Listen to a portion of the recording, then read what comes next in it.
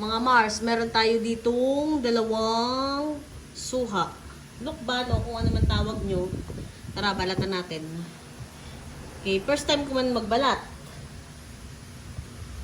Bahala na paan to.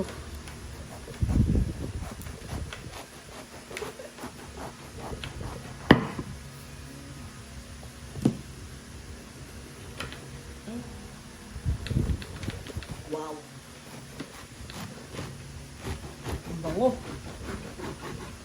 Nakakapangasim sa sarap. Ito ay galing sa kapitbahay. Binigay kay Daddy Jowa. Galing sa puno nila. Dito sa bukid, maraming mga tanim. Galing sa puno nila, galing sa farm nila. Binibigyan lang kami. So, ayan. May lukban na kami. Suha, kung ano man tawag nyo. Malapit na siyang mabalatan.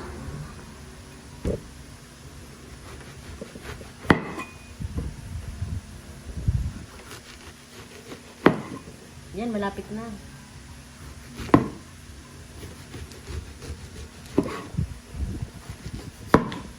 Wow. Marami nito dito sa bandang Quezon ng suha.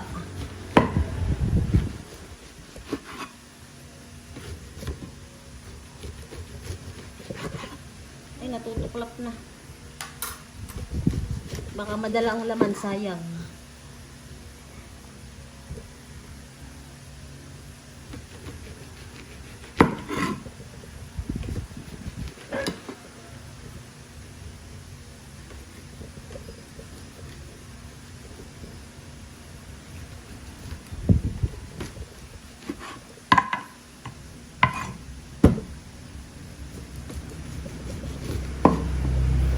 Ayan, balat na siya.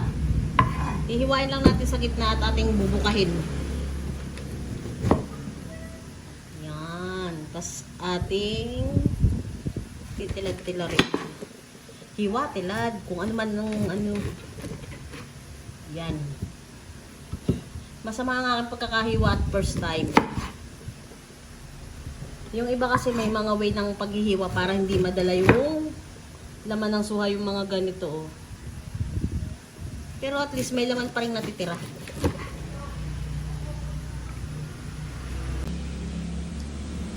Tara mga Mars, timusan natin ang ating hiniwa o binalatang suha.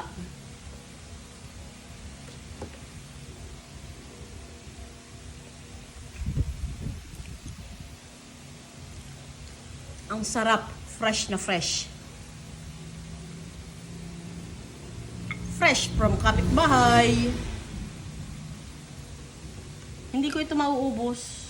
Ito'y ako'y kakain lang ng aking ganang kayang kainin.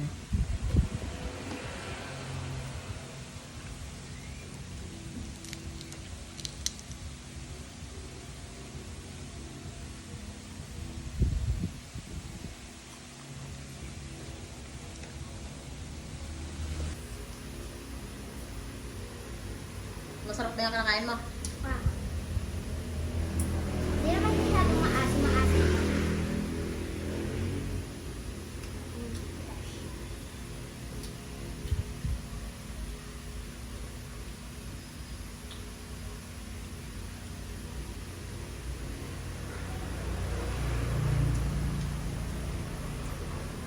Tama yung buto na ano naman. Ay, wag mo lang ano. Ilagay mo na rin dyan, itatapos sa basura ang mga bato. Tapos makain ka na lang.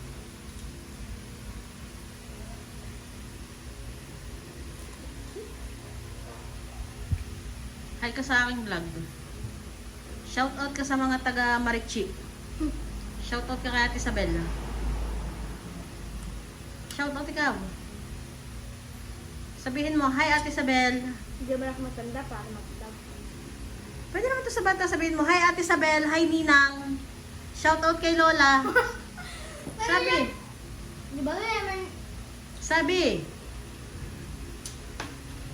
Di ba rin sabi? Eh, may kay Ate Isabel. Shoutout ka. Shout out ka na Ate Isabel. Itaas mo na yung vlog ni Tita.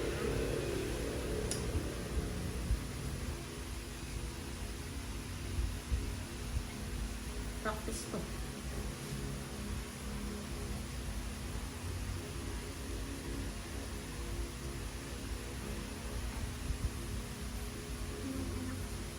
Maasim. Masarap. Hindi siya maasim, masarap siya. Yung fresh lang yung ano niya. Mhm. Lasa. Kasi hinugasan yan kaya fresh yung flavor niya.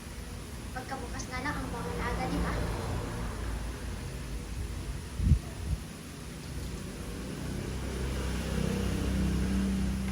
So mga Mars, hanggang dito na lang ang ating vlog.